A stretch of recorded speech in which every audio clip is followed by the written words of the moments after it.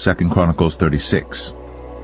Then the people of the land took Jehoahaz the son of Josiah, and made him king in his father's stead in Jerusalem.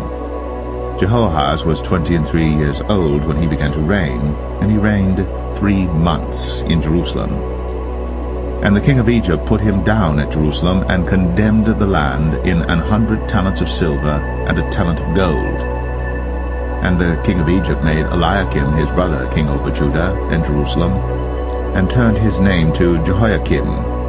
And Necho took Jehoahaz his brother, and carried him to Egypt. Jehoiakim was 25 years old when he began to reign, and he reigned 11 years in Jerusalem. And he did that which was evil in the sight of the Lord his God.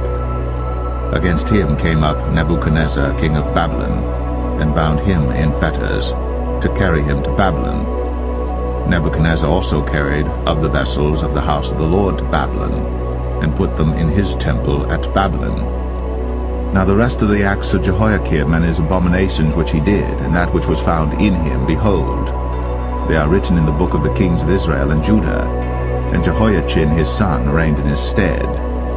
Jehoiachin was 8 years old when he began to reign, and he reigned 3 months and 10 days in Jerusalem. And he did that which was evil in the sight of the Lord.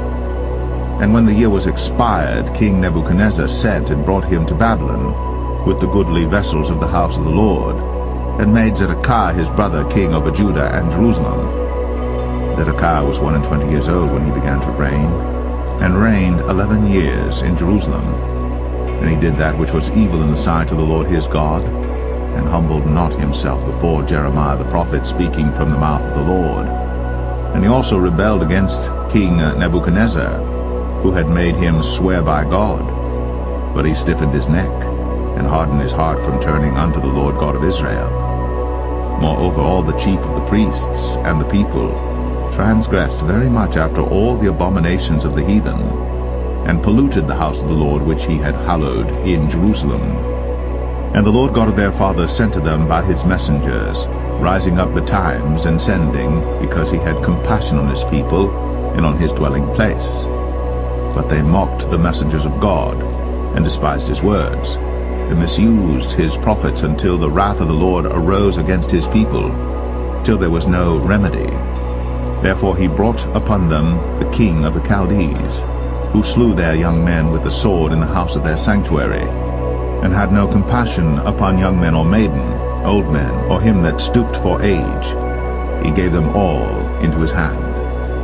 And all the vessels of the house of God, great and small, and the treasures of the house of the Lord, and the treasures of the king and of his princes, all these he brought to Babylon.